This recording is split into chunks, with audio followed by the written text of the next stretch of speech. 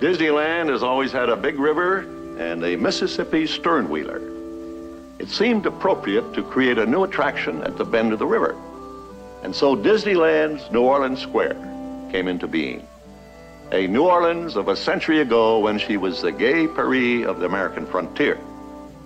In 1803, the United States wanted New Orleans for a port.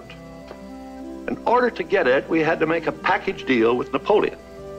He insisted that we buy the peripheral area.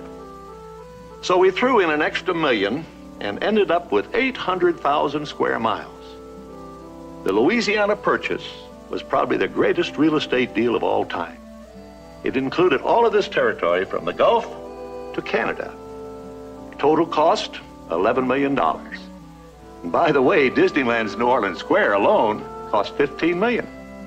But of course, a dollar went much further in those days. It was a gala day when we officially opened New Orleans Square. We had a real jubilee, Southern style.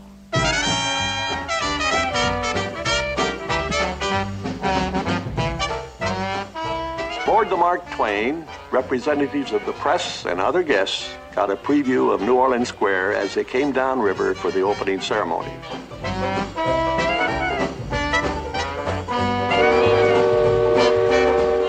The original architecture and atmosphere of old New Orleans of the 1850s has been retained. The narrow winding streets, intimate courtyards, and the iron-lace balconies are authentic in every detail.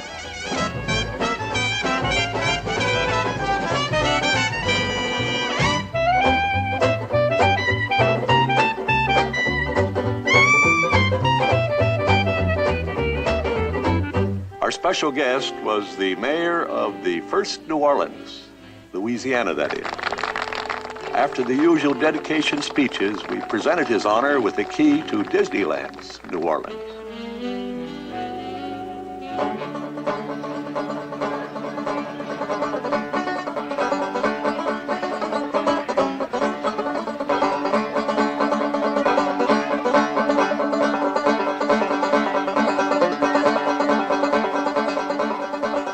Flower march, a tradition of old New Orleans, add color to the streets and courtyards.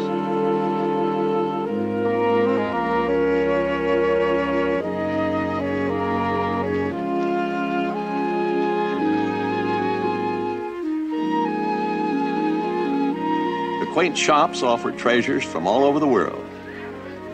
Craftsmen create articles in silver, stained glass, and many other materials.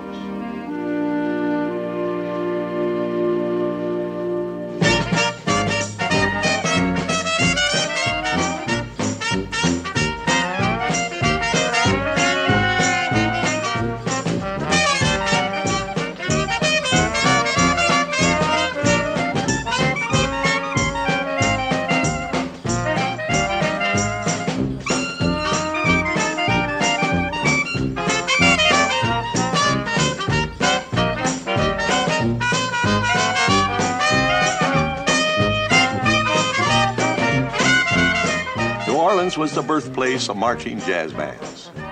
Here in Disneyland's New Orleans Square, this tradition is an everyday occurrence.